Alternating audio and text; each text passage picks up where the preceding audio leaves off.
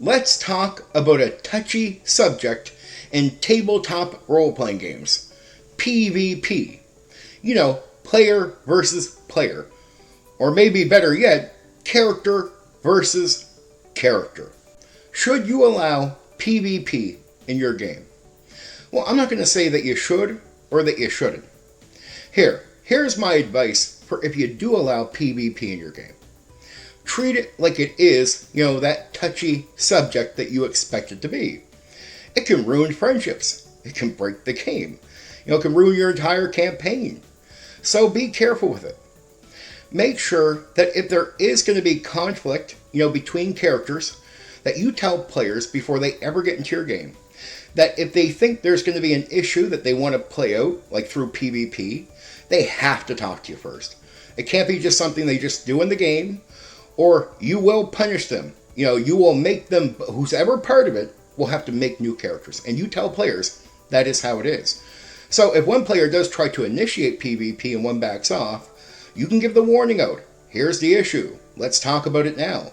Or you can tell the person that's initiating PvP they can make a new character. You are not refusing to allow PvP into your game under those conditions. And what are you? You are the game master. And what is your job? To manage the game. Meaning, as a game master, you have to manage the conflict into the game to make sure it doesn't harm the game and overall it benefits the game. And yeah, PvP can be beneficial if done right. But if you're not careful with this, you can ruin your game. And who's responsible for managing the game and making sure that doesn't happen? Well, that's you, the game master. In reality, PvP doesn't have to ruin friendships. It doesn't have to destroy your campaign. It doesn't have to have that effect on the game if you manage it right. But if you're not careful, those things can happen. And you can have an opinion like, well, if you fight over this, you're childish. Well, your friends or people around you might not always agree with you. And they might not follow what you think. So just because you think it doesn't mean everyone else around you is going to agree. And they might be more sensitive to this stuff than you would expect. Your own friends can shock you. You can know them for years and get into a situation and they just do something that just seems out of character. Well, it's not really out of character. It's just maybe you haven't seen them in that situation at least enough that you know how they are for real behind the scenes. And yeah, you can be friends with somebody for years. In your home life, your personal life, there's a different side of you that you never show them.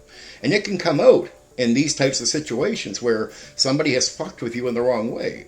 And now your friend, maybe after like a decade or two, is really going to see your anger for the first time. You don't want to go through that. So do your job, Game Master. Manage conflict like PvP in the game and things will work out. But if you don't put your foot down and take control from the start before players enter your game, well, PvP can blow things up. And it will be your fault, not the players, your fault. In my opinion, we should all allow PvP if we do it under such conditions that we manage it into the game as game masters and do our job. And if we're not willing to do that, if we just say, oh, we allow PvP and we allow anything to happen, I think you're dropping the ball. You're not a good game master. And if you're not doing the job, I almost want to refuse to call you a game master because I don't think you're earning the title. I think you're just some person, a stand-in. And maybe you should get out of the way if you don't want to manage things the right way. But if you say no to PvP, I can understand that limitation.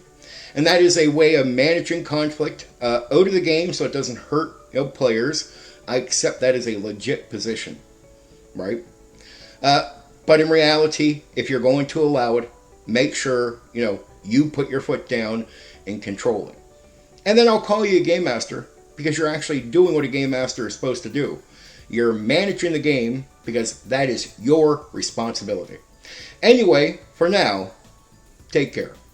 You know what you can do? You can hit the like button. You can share the video. Oh, and there's another button you can press. That one that lets you subscribe to my channel for more content. Oh yeah, there's that bell thing. You can press that so you know when I've uploaded a new video right away.